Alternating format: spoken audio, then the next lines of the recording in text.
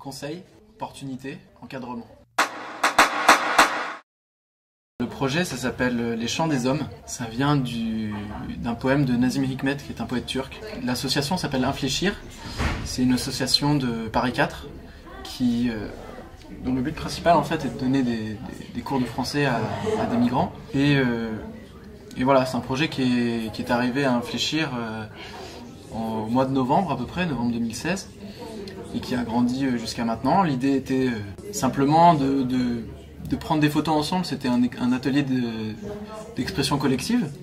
On a proposé à des apprenants de faire de la photo et on a eu beaucoup de personnes qui étaient d'accord. On s'est retrouvés finalement à 6, donc un groupe mixte migrants, français. Et l'idée était donc de trouver un sujet, l'interroger à travers la photo, de passer du temps ensemble pour le faire. Et donc ces petites sommes de ce que pour nous était ce sujet qui était, on avait trouvé habité comme sujet. Donc c'était interroger, habiter à travers la photo, chacun un petit peu à sa façon, et puis à la fois du coup en récupérant les photos des autres, en écrivant dessus. En fait le premier outil c'était la photo. Tout de suite derrière on a greffé l'écrit, poésie, texte, dessin même, il y avait un petit peu. Et ensuite, la volonté de tout le monde maintenant, c'est de passer à la vidéo. Donc en fait, la suite du projet, créer un métrage de 30-45 minutes en fiction, un documentaire dessus, plus qui a aussi une portée très utile pour le groupe, rétrospective, qui voit comment il a travaillé, et créer toute une exposition aussi, tout un making-of en fait, pour montrer vraiment. C'est tout aussi important de montrer du coup ce langage artistique final, collectif, que la façon dont on a travaillé. Un peu l'incertitude, c'est drôle parce qu'en fait du coup on monte un projet, on le fait et il était presque fini en plus quand on a, enfin il était fini en fait quand on a monté le dossier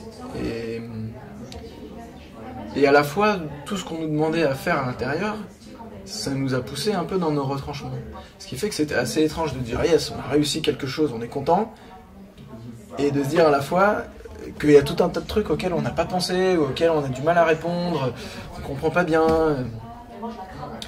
Donc émotion plutôt ouais, un peu comme si on nous prenait un peu par surprise, mais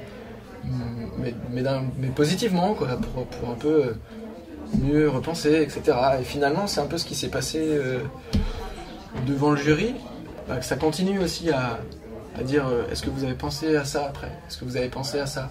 Est-ce que vous pensez à organiser, là la question par exemple que je trouvais très intéressante, c'était nous on voudrait faire de la formation pour exporter un petit peu notre façon de travailler, pour ceux que ça intéresse bien sûr. On m'a juste renvoyé en disant mais vous avez pensé à la formation, oui on y a pensé mais sans doute trop vaguement. Et donc effectivement ça nous renvoie, est-ce qu'on est capable de le faire, etc. Donc comme sentiment un peu secoué, mais d'une façon bienveillante.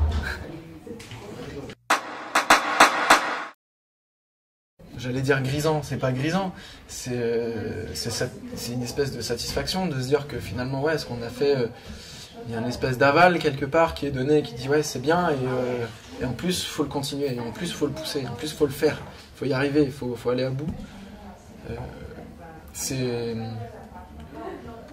Il y a un peu de ça, et puis il y a aussi qu'est-ce qui se passera, on commence du bon pied pour un projet qui a déjà commencé, qui est déjà publicisé, qui a déjà quelques partenaires nouveaux, récents, des gens qui veulent s'y intéresser. C'est un apport un peu en légitimité, mais ça fait surtout du bien de savoir qu'on arrive à faire quelque chose qui est reconnu.